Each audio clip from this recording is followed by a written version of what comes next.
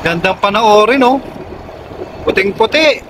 Parang may naglalaban na naman. Baka naman.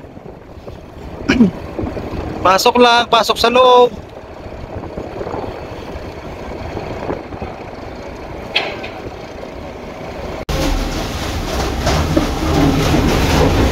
Second set po natin na estimate 100 tons po. Mix ng gulyasan, yellowfin tsaka tuna. Yan, nakikita nyo ngayon. May mga tuna siya.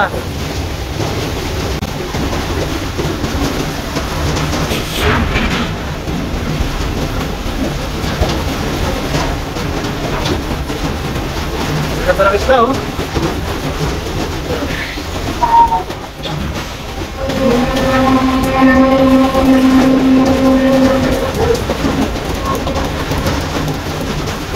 Lamig!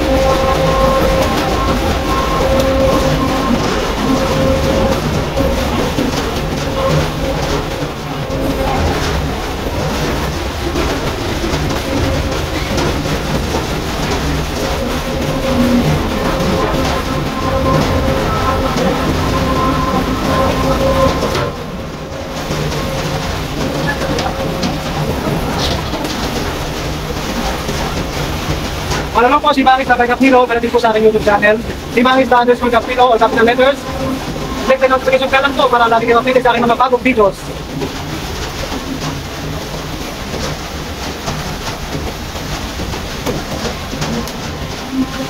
Ano talaga? Magandang araw po mga kasimangis na. Ito na naman po ang ating Ariada for second set today. So naka 75 tons po kami sa unang Ariada namin. So nakikita nyo pong yan pong mga namumuting yan nandyan sa ating bandang kaliwang yan. Binubulabog na po yan ng Jimban, yung mga alon-alon nandyan. Medyo sa pagkakataong ito medyo lumalayo yung isda, pero makita natin dyan na kung ano ang pagtatapusan nito. Tingnan nyo po yan, no? Yung alon-alon na yan sa ating sa bandang kaliwa na yan, yan na po yung ating inaarihan ngayon sa pagkakataong ito. Yan, pumuputing yan na yan. Yan, dumadami na po namumuting yan. Yan na po yung isda nating inaarihan. Iniikutan natin kasalukuyan, mga kasimang isda. Tulad nga po ng mga sinasabi ko ng mga nakaraang previous natin mga videos sa mga bago lang po sa aking page, sa aking YouTube channel. Yan po ang proseso o pamamaraan kung saan tayo ay umaaryan ng isda dito sa Pacific Ocean. Ibang klase po ang ating pangingisda dito dahil napaka high-tech po. Kung ano-ano po mga high-tech na aparatos, mga equipment na ginagamit, mga ilaw, at ang ating po mga barko po dito malalaki. Yan, nakikita nyo mga pumipitik-pitik na yan, namumuti na yan. Yan na po yung isda na maganda ang pasok. May alon-alon po yan mga kasimahang isda. So yan, no? Panoorin po natin hanggang dulo mga kasimahang isda. Ganyan po sila. Ganyan ang pangingisda ng tuna. Tuna fishing po kami mga kasimahang isda para dun sa ating mga bago lang po sa ating page at ating YouTube channel. Ito po yung mga proseso namin kung paano natin inuhuli yung ating mga dilatang isda dyan na pinagbebenta natin worldwide mga kasimahang isda. Very high-tech po tayo, high-tech na high-tech. Yan po namumuting yan, yan na po yung kawan na tinatawag o grupo ng isda. Pag malaki po, university na po yan, University of Peace. Yan po nagbubulabog niyan, si Jimban po yan. Ako, malulubat na ako. Si Mangis na by Kapnilo lang po. Subscribe lang po sa aking YouTube channel. Si Mangis na _Kapnilo, all capital letters. Click the notification bell para po kayo ay updated sa aking mga videos. Malapit na malobot ang aking cellphone mga kasimangis na. Ito, habang nag-edit ako, nakikita nyo yan, namumuti yan. Napakaganda po ng pinakikita ng isda yan. Pumapasok sa loob. Wow!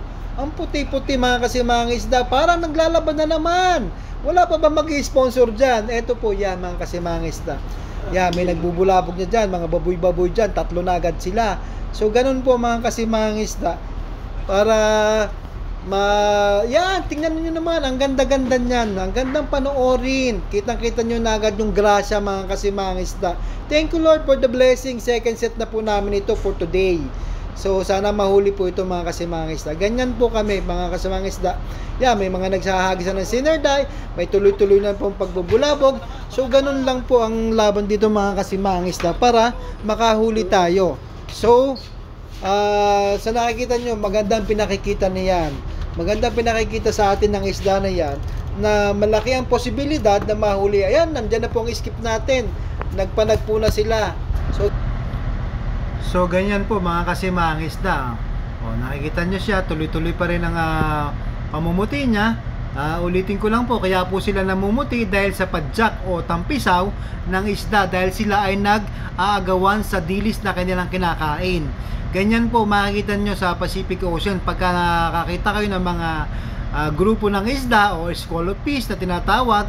Yan po, ganyan po ang itsura nila. Namumuti sila dahil sila ay sobrang tataka o kain sila ng kain mga kasimang isda. Agawan sila kaya namumuti sila. So ngayon, pagka ganyan namumuti, ang isda ay nasa ibabaw lang. Diyan sila kumakain sa ibabaw. So ganyan po ang pinaka the best time para arihan siya o uhulihin kasi mababaw sila, kayang-kayang kayo din o masakop ng ating lambat. Yan mga kasimang isda, nasa loob lang habang nagbibirada tayo ng kable. So ngayon, dalawang grupo yan nasa loob na yan mga kasimang isda. Ganyan po makikita nyo, ang sarap-sarap panoorin, napakasarap sa pakiramdam na nakikita ninyo mga kasimang isda. Yan, nagpupukpuka na kasi lumalapit ang isda sa aming part. So doon sa aming ilalim ng barko kasi open yan, wala pang lambat doon, hindi pa nagsisipir ang lambat, lumalapit sila sa amin mga kasimang isda kasi yung dilis na kinakain nila sumusugod sa amin. So ngayon, ang tendency niyan, once na ang isda ay hinabol ang dilis, doon sa walang lambat, malaki ang chance nila na makatakas pa mga kasimang isda. Kaya nagbubulabog ang ating mga baboy-baboy dyan mga kasimang isda. For information nga po tinatawag nating baboy-baboy, yung speedboat natin tsaka yung dalawang skip, yan po yan kita ninyo, bulang-bulayan para hindi po lumapit dyan ang dilis at hindi dyan lumapit ang isda mga kasimang isda. Ganyan po ang proseso para yan, may senior day pa po. Yan, ang senior day na tinatawag, napakamahal din po niyan, kulay green. Nagkukulay green po siya sa ilalim. Yan po ay para hindi lumapit ang isda dyan, para sila ay matakot dyan o parang mabulag or something like that o parang ganun ba, para hindi totally lumapit ang isda dyan. Yan po ang purpose niyan mga kasimang isda.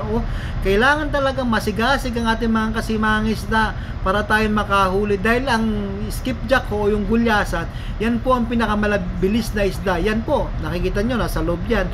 Halo po yan ng skipjack o ng gulyasan sa Tagalog, yellowfin at saka ng tuna. Ganyan po ang tuna fishing mga kasimang isda.